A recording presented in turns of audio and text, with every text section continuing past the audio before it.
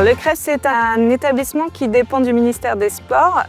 Donc ici, le gros de l'activité du CREPS, c'est d'accompagner les futurs sportifs de haut niveau dans leur triple projet. Donc le projet sportif, le projet socio-professionnel, ici ça va être surtout le projet scolaire et dans la vie quotidienne. On accueille environ 150 sportifs internes et externes. Donc on a 14 structures. Donc on a des pôles France relève, des pôles France élite. On accueille aussi des clubs. On a plusieurs sports qui sont représentés ici, dont le tir, le basket, le volley, le hockey sur gazon, le tennis de table, l'escrime et l'athlétisme. Ici, on va surtout accompagner le jeune, encore une fois, sur son triple projet. Donc, tout le côté sportif va être géré par la structure et nous, on va accompagner la structure. Donc, on va leur proposer des services comme de la préparation physique, de la préparation mentale, un suivi médical et un suivi diététique. Ensuite, on va aussi veiller à l'accompagnement scolaire. Donc ici, on a une référente scolaire qui est en lien permanent avec les référents scolaires identifiés dans les établissements. On veille à ce que son développement scolaire se passe bien et ensuite, on va l'accompagner et gérer un petit peu toute la vie quotidienne du sportif, c'est-à-dire l'internat, les repas, des temps de repos, des temps d'études, les goûters, etc. Donc on accueille collège-lycée, donc du plus petit 10 ans jusqu'au niveau bac. Ensuite, on accompagne les post-bac qui sont pris en charge par le CREPS et on va les diriger vers le Crous pour l'hébergement. On est en partenariat avec les établissements scolaires, donc on a un partenariat avec un collège qui est juste à côté du CREPS et un partenariat avec le lycée de Gondecourt. On travaille beaucoup sur l'aménagement, donc c'est un planning qui va être aménagé avec les établissements scolaires. Au niveau des allègements, ils ont le droit d'être allégés sur des heures de cours, mais après, nous, on doit les accompagner ici au CREPS pour pouvoir rattraper les cours. Il n'y a pas de rattrapage organisé.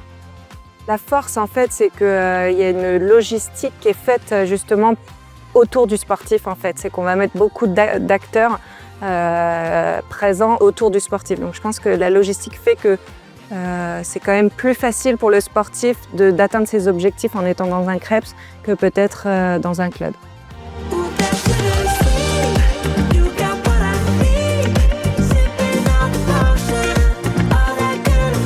Je m'appelle Line Raymond, je suis la coordinatrice du pôle France tir relève. Je suis aussi responsable donc, de l'entraînement avec ma collègue Agnès Carpentier. Donc ça va être tout simplement de la gestion du quotidien des sportifs, des entraînements, mais aussi le départ sur les compétitions des athlètes quand ils sont sélectionnés sur des compétitions internationales. Alors nous, à Wattignies, on fait de la carabine exclusivement, donc à la discipline 10 mètres et 50 mètres. On a un stand 10 mètres au CREPS avec 12 postes de tir. Et sur les stands extérieurs, on est équipé aussi en ciblerie électronique. Donc on va sur le stand de Ronchin et sur le stand de Villeneuve-d'Ascq, qui sont équipés donc, de 8 postes et de 15 postes.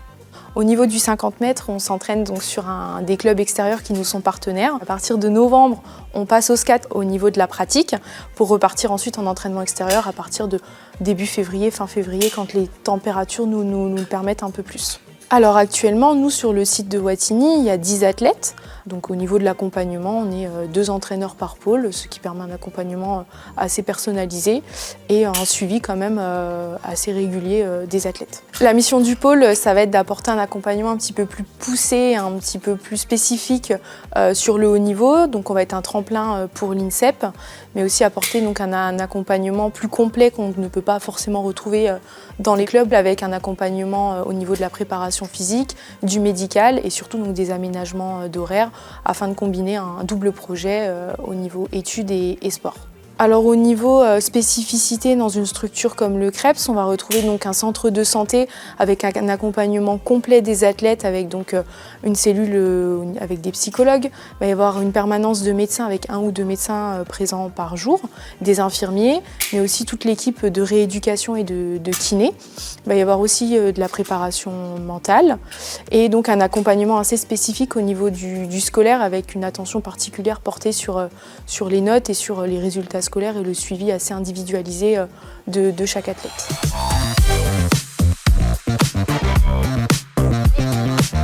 Je m'appelle Lila Fortin-Soprani, je suis carabinière en 10 mètres et 50 mètres. Je suis en classe de terminale. Je pratique le tir depuis mes 9 ans. J'ai intégré le pôle tir en 2023 pour pouvoir avoir une structure, pour pouvoir m'entraîner tous les jours et pouvoir accéder à des compétitions internationales. Je m'entraîne à peu près 18-20 heures par semaine avec la prépa physique. Nos emplois du temps en cours sont adaptés, c'est-à-dire on a soit la matinée, soit l'après-midi pour pouvoir caler les entraînements.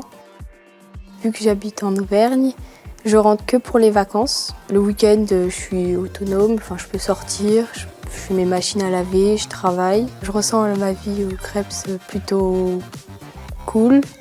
Il y a une bonne ambiance, on s'entend bien avec les coachs, les surveillants.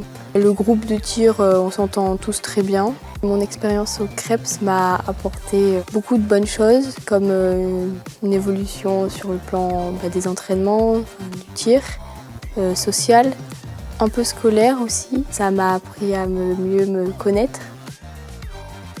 Ici au Krebs, toutes les conditions sont réunies pour nous amener à une victoire prochaine.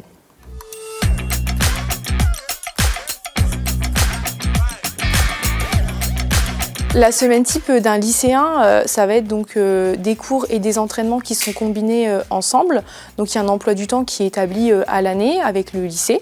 Donc il y a entraînement en général le matin et entraînement aussi l'après-midi. Donc ça va être au jour le jour, chaque jour c'est une journée donc, qui est différente. La partie scolaire reste très importante, il y a quand même une grosse autonomie de la part de l'athlète qui est demandée.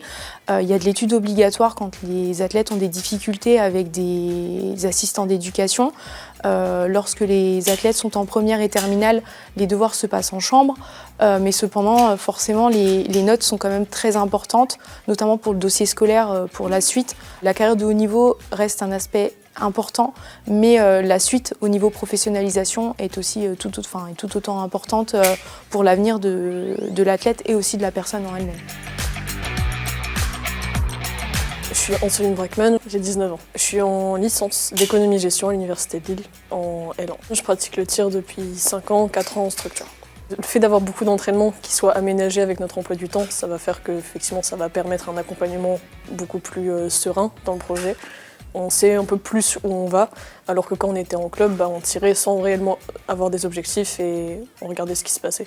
Le lycée est au courant de notre statut, il aménage vraiment en fonction. La fac, ça va plus être à nous d'aller chercher les aménagements. Après, le système nous permet et on est entendu par les universités qui font qu'ils s'adaptent pour nous, mais ça va plus être à nous de faire les démarches, on est beaucoup plus autonome. On a plusieurs types d'aménagements qui nous sont proposés. On a le dédoublement, ce qui va faire qu'on va faire une année sur l'espace de 2 ans, donc un demi-emploi du temps qui va permettre de pouvoir s'entraîner correctement. Après, il y a des aménagements où on peut modifier de groupe de TD pour que ça s'adapte mieux. Nos absences sont justifiées systématiquement, ce qui est quand même une sérénité d'esprit au quotidien. Il y a un accompagnement du Krebs et du pôle dans notre dossier, dans nos demandes d'aménagement, qui vont permettre d'appuyer les demandes à la fac, qui sont en général très compréhensifs et qui adaptent les choses pour nous. Je pense qu'il y a un équilibre à trouver pour chaque personne qui va être différent, de réussir à combiner les deux. Ça se fait, c'est pas simple, mais ça peut se faire assez facilement si on a la tête sur les épaules et qu'on essaie de faire la part des choses entre les deux et qu'on délaisse aucun des deux. C'est possible. À quelqu'un qui rentrerait en Krebs, ou même moi je me dirais de suivre le fil, se faire confiance et de prendre les opportunités qui s'offrent à nous, parce que chaque fois c'est de belles expériences et qu'il faut vraiment pas passer à côté. Ça m'a beaucoup apporté et franchement aucun regret. Si tu viso, viens tirer ici.